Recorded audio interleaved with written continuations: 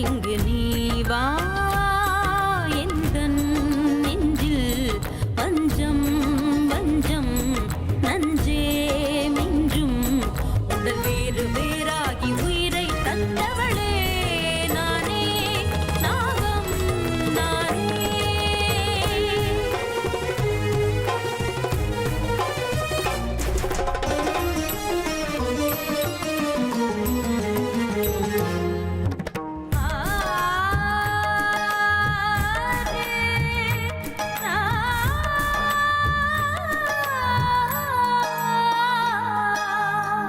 ஜென்மம் பல தாண்டி உன்னோடு வாழ வேண்டுமே மரணம் தன்னை வென்று தினம் காதல் செய்யவா நாகமணி தேடி என் ஜீவன் இங்கு வாடுதே சொந்தங்களை நாடி உயிர் தேடி ஓடுதே பூமிக்கு வந்த நிலவு பிறவீது சாபமா கடமையை தாண்டும் உறவு மனமிளகிடுமா எந்தன் நெஞ்சில் வஞ்சம் வஞ்சம் நஞ்சே மிஞ்சும் உடல் வேறு வேறாகி உயிரை தந்தவளே நானே நாகம் நானே தந்தவளே நானே நாகம் நானே.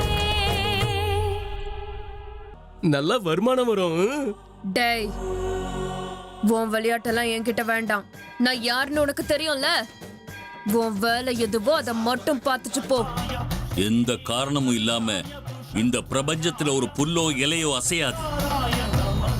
அப்படி இருக்கும் போது உயிரை இழந்த இந்த 2 சர்ப்பங்கள் எப்படி உங்க வீட்டுக்குள்ள வந்துச்சு? நான் மறுபடியும் உங்களை எச்சரிக்கிறேன், எந்த காரணம் கொண்டும் இதுங்களை எரிச்சிடாதீங்க.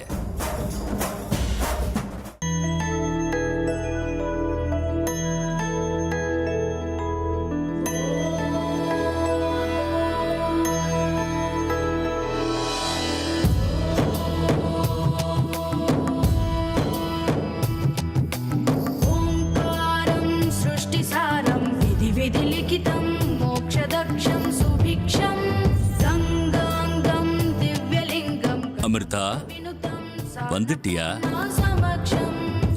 வா.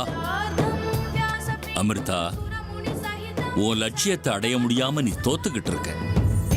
இப்ப ரொம்பவே நொந்து போயிருக்க. தாங்க முடியாத கஷ்டங்களை அனுபவிச்சுக்கிட்டு இருக்க. ஆனா எல்லாத்துக்கும் முடிவுன்னு ஒண்ணு இருக்கும். அந்த நேரம் இப்ப வந்தாச்சு. என்ன சொல்றீங்க நீங்க? என்னோட எல்லா பிரச்சனைகளும் சரியாயிடுமா? நாகமணி அம்மாவோட தேகம் எல்லாம் கடிச்சிடுமா? எதிரிகளை என்னால கொல்ல முடியுமா? என்னால இந்த எல்லா பந்தங்களையும் தாண்டி மறுபடியும் நாகலோகத்துக்கு போக முடியுமா? முடியும். இப்ப நீ என்கிட்ட கேட்ட அத்தனை கேள்விகளுக்கும் பதில் கிடைக்கக்கூடிய காலம் வந்தாச்சு. காவேரி கரையோரம் இருக்கிற நாகேஸ்வரன் சன்னதியில உன்னுடைய எல்லா கேள்விகளுக்கும் பதில் கிடைக்கும். அங்கிருந்து உன்னுடைய புது வாழ்க்கை ஆரம்பிக்கும். உன்னுடைய வாழ்க்கையில ஒரு புது திருப்பம் ஏற்படும். என்ன புது வாழ்க்கை ஆரம்பிக்குமா? நீங்க என்ன சொல்றீங்கன்னு புரியல. எனக்கு இனிமே ஒரு புது வாழ்க்கை கிடைக்க போதா? நான் உங்ககிட்ட என்ன வேண்டிக்கிட்டேன்? நாம வேண்டிக்கிறதுக்கு 1000 இருக்கும் அமிர்தா. ஆனா அதுல எதெல்லாம் உனக்கு கொடுக்கணும்னு ஆண்டவனோட விருப்பம். உனக்கு எல்லாமே கூடிய சீக்கிரம் தெரிய போகுது. உன்னுடைய முதல் வேண்டுதல் சிவனோட கோயில்ல நடக்கட்டும். அங்க இருந்துதான் ஒரு புது யுத்தம் ஆரம்பிக்க போகுது. புறப்படு, போம்மா. உன் வீட்டுல இருந்து வடக்கே இருக்கிற சிவன் கோயில்ல அங்க உன்னோட கேள்விகளுக்கு பதில் கிடைக்கும்.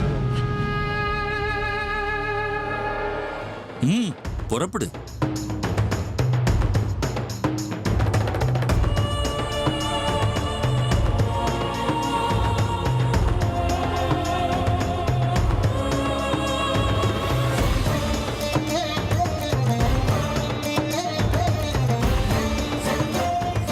ஓம் நம சிவாய. கடவுளே, நாங்க எல்லாரும் உன் சந்நிதிக்கு இப்போ வரோம்ப்பா.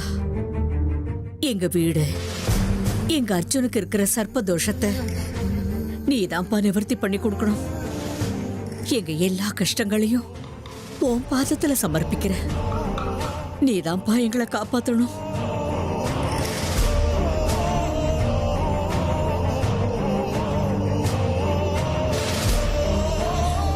முக்தி கிடைக்கணும்னு தான் நான் என்னுடைய பேரன் அர்ச்சனை உன் சன்னிதிக்கு கூட்டிட்டு வரப்போறேன்.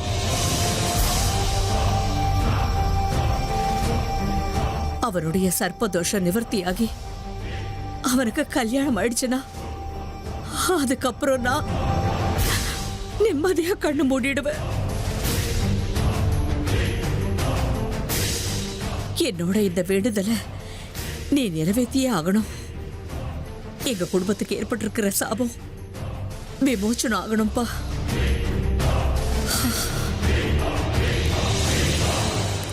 கர்ணா, அந்த பாம்புங்களோட தேகங்களை நீ தான் கொண்டு வரணும். எடுப்பா. சரிங்க பாட்டி.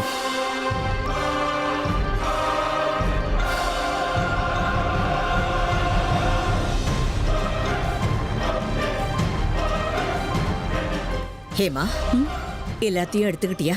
எடுத்துக்கிட்டேன் அத்தை. பூஜைக்கு தேவையான எல்லாத்தையுமே நான் எடுத்து வச்சுட்டேன். எதுக்கும் ஏதாவது மறந்துட்டியாரு ஒரு தடவை யோசனை பண்ணிப்பாரு. அதில்ல இதுலன்னு அங்க போய் சொல்லக்கூடாது. நான் எல்லாத்தையுமே எடுத்து வச்சுட்டேன் அத்தை. எல்லா ஏற்பாடுகளும் பண்ணியாச்சு. நீங்க எதுக்கும் கவலைப்படாதீங்க.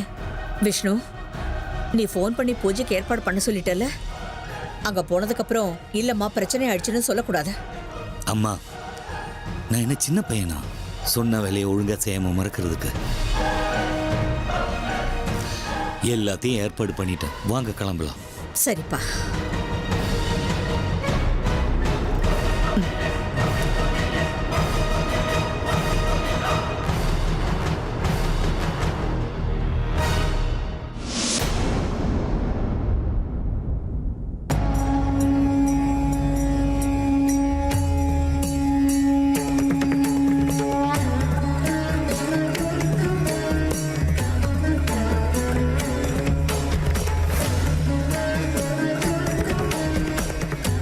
பரமேஸ்வரா, இன்னைக்கு என்னோட வாழ்க்கையில ரொம்ப முக்கியமான விஷயம் நடக்க போகுதுன்னு அந்த சுவாமிகள் சொன்னாரு.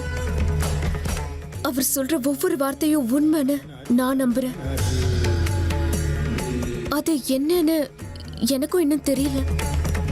அதை தெரிஞ்சுக்கிற சக்தி எனக்கு இல்ல. அவர் சொல்றதெல்லாம் உண்மையா இருந்தா அதோட அறிகுறிகள் என்ன? எதிரிகளோட பிடியில இருக்கிற நாகமணி இன்னைக்கு மறுபடியும் எனக்கு கிடைக்குமா?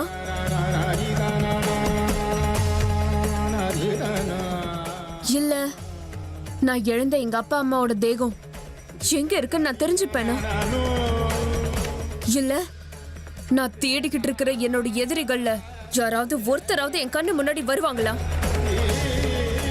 என்னன்னு சொல்லு ஈஸ்வரா, சொல்லு. அந்த சுவாமிகள் சொன்னது என்ன? ஒவ்வொரு முறையும் எனக்கு வெற்றி கிடைக்கும்ன்ற நம்பிக்கைய மனசுக்குள்ள நீ ஏற்படுத்துற.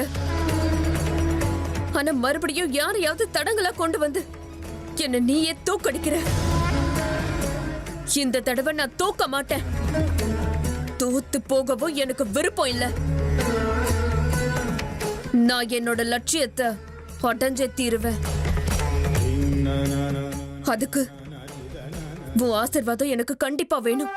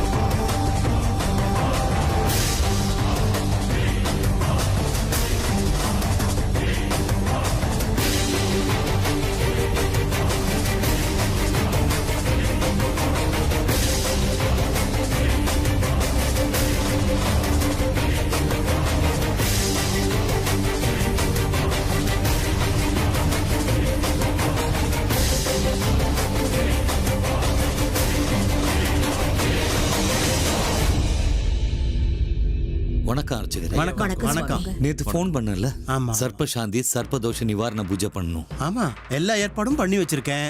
அர்ஜுன் சீக்கிரம் போய் ரெடி ஆயிட்டு வா, நீ தான் பூஜையில உட்காரணும். அப்படி இல்ல, குடும்பத்துல யாருக்கு சர்ப்பதோஷம் இருந்தாலும் பூஜைக்கு வீட்ல இருக்கிற பெரியவங்க தான் உட்காரணும். அப்படியா? அப்படின்னா எங்க அம்மா உட்காரலாம்ல? இல்ல, நான் அப்படி சொல்லல. வீட்ல பெரியவங்கன்னா தம்பதி பெரியவங்களா இருக்கணும். நீங்க உட்காரலாமே. சரி, இவங்களே உட்காருவாங்க. விஷ்ணு, 2 பேரும் போய் பூஜைக்கு ரெடி ஆயிட்டு வாங்க. அவங்க மட்டும் இல்ல, நீங்க கூட போங்க. நதியில கை காலெல்லாம் அலம்பிட்டு வரும்பொழுது சுவாமியை தரிசனம் பண்ணிட்டு வாங்கோ. நீங்க வரதுக்குள்ள எல்லா ஏற்பாடுகளையும் பண்ணி தயாரா இருக்கேன். போயிட்டு வாங்க, சீக்கிரம் வந்துருங்க.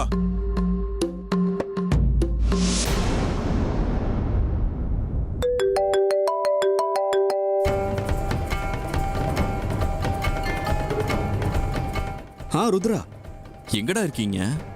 நீங்க கிளம்பியாச்சா இல்லையா? இன்னும் கொஞ்ச நேரத்துல பூஜை ஆரம்பிச்சிரும். கிளம்பிட்டேன்டா, ஆண்டி வேலை தான் இருக்கேன். இந்த வந்துடுறேன். இன்னும் ஒரு 10 நிமிஷம் ரீச் ஆயிடுவேன்.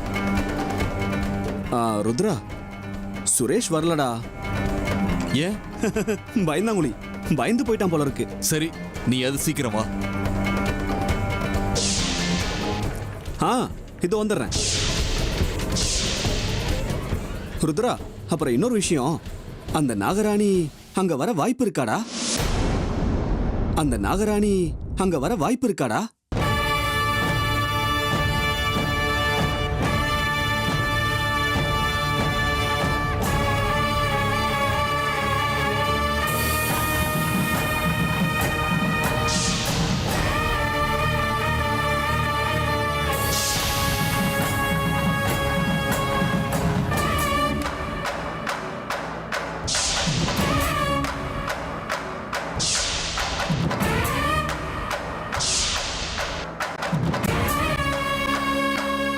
இது அதே குரல் அர்ஜுனோட வீட்ல கேட்ட. ஆமா, அதே குரல் தான். இவன் தான் என்னோட எதிரி.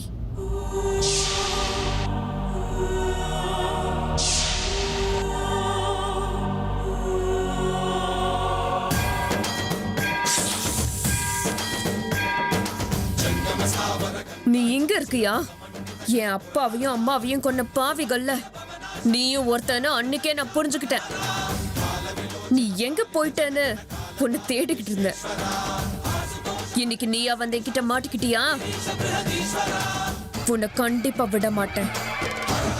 ஆனா அதுக்கு முன்னாடி உன்னோட மத்த கூட்டாளிங்க யாருன்னு கண்டுபிடிக்கணும்.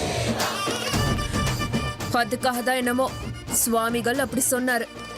என் வாழ்க்கையில வர திருப்பம் இதுவாதான் இருக்கும். அவர் சொன்னது உண்மையா நடக்குது. இன்னைக்கு நான் உன்னை விட மாட்டேன். சரி ருத்ரா, இன்னும் ஒரு 10 நிமிஷத்துல அங்க இருப்பேன். சரி.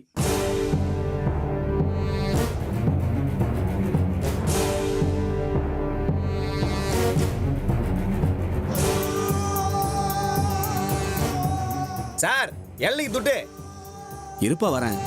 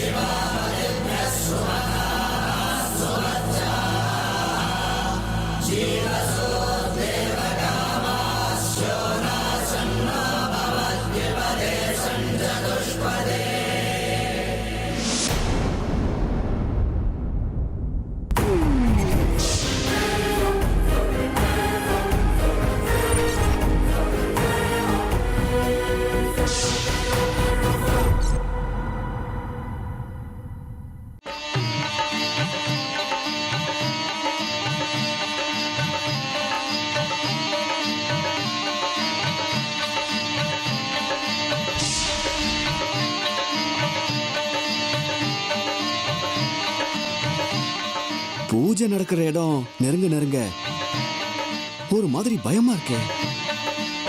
ஏன் இப்படி ஆகுது? ஆனா நான் பயப்பட மாட்டேன். ருத்ராவுடைய நட்பை நான் இழக்கவும் மாட்டேன். கழுத்துல தாயத்திற்கு என்னை யாராலையும் எதுவும் செய்ய முடியாது. ஆனா எப்பவுமே உன்னால தாயத்தோட பாதுகாப்புல இருக்க முடியாது. ஒரு நாள் இல்ல ஒரு நாள் உன்னை சாகடிக்காம விட மாட்டேன்.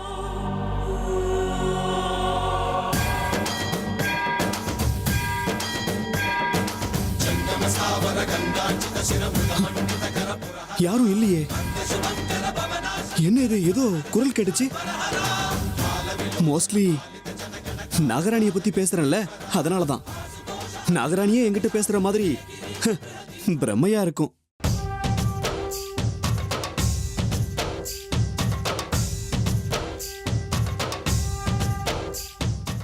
இங்க பாருங்கம்மா, இந்த 2 தேகங்களும் உங்களுக்கு தெரியாமே உங்க வீட்டுக்கு வந்து சேர்ந்திருக்குன்னா இதுக்கு அர்த்தம் ரொம்ப தெளிவா இருக்கு. அது உங்களுக்கு நல்லதாவே நடக்கலாம், இல்ல கெடுதலும் நடக்கலாம். இந்த தேகங்களை பார்க்கும்போது எனக்கு சாதாரண பாம்புகளா தெரியல. தப்பி தவறி நீங்க இதை எரிச்சிருந்தீங்கன்னா உங்களுக்கு பெரிய பிரச்சனை வந்திருக்கும். எப்படியோ உங்க நேரம் நல்லா இருந்ததுனால நீங்க இதை எரிக்கல. அதே மாதிரி ஏதோ அதிர்ஷ்டத்தால தான் நீங்க இந்த கண்டத்துல இருந்து தப்பிச்சிருக்கீங்க. ஆமா சுவாமி, நேத்து எங்க வீட்டுல இந்த பாம்புகளோட தேகம் கிடைச்ச உடனே எரிச்சிடலான்னு முடிவு பண்ணோம்.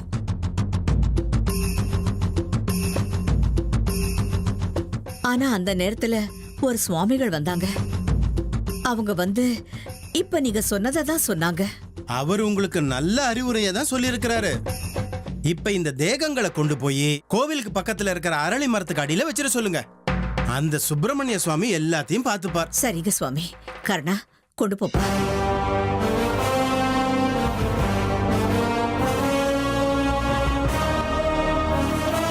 கருணா, நீ கொண்டு போற இந்த பாம்போட தேகம் வேற யார் கண்ணிலையும் பட்டுடக்கூடாது. தப்பி தவறி யாராவது பார்த்து அவங்க இதை எரிச்சிட்டாங்கன்னா அந்த பாவமும் நம்மளதான் சேரும். ஆமாப்பா, ஜாக்கிரதை.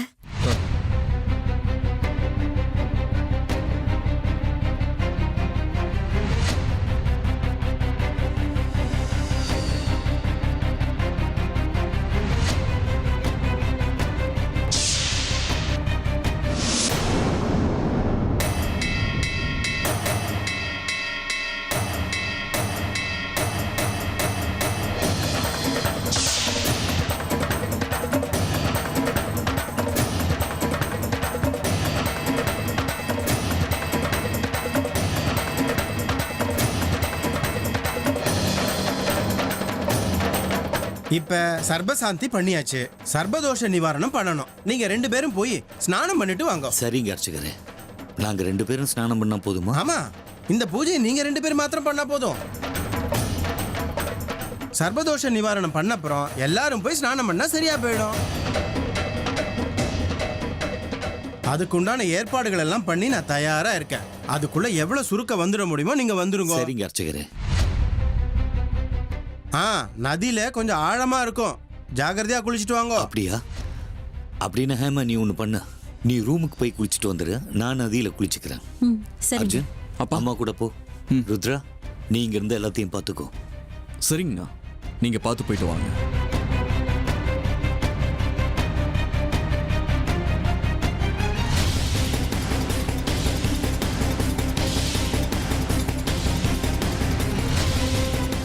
மொத்தத்துல இன்னைக்கு எல்லா பிரச்சனைகளுக்கும் ஒரு தீர்வு கிடைச்சிருச்சு. நான் ஏற்பாடு பண்ணியிருக்கிற ஆளுங்க சர்ப்ப நிவாரணி பூஜை முடியறதுக்குள்ள அந்த 2 தேகத்தையும் நெருப்புல எரிச்சிருவாங்க. அதோட அர்ஜுனுக்கு எங்க வீட்டை பிடிச்ச சர்ப்பதோஷம் மொத்தமா போயிடும். என்கிட்ட இருக்கிற நாகமணி அடையிறதுக்கு யாரும் உயிரோட திரும்பி வர வாய்ப்பே இல்லை.